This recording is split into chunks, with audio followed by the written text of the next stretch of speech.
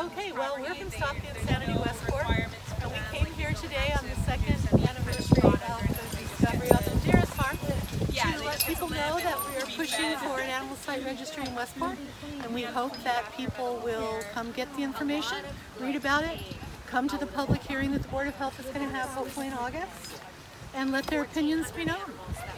Maury, is that Board of Health going to have that meeting in August?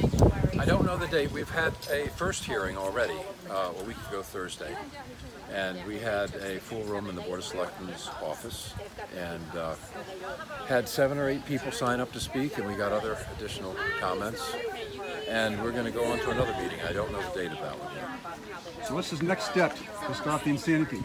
What's the next step for us? We're going to keep pushing until we get this animal site registry through.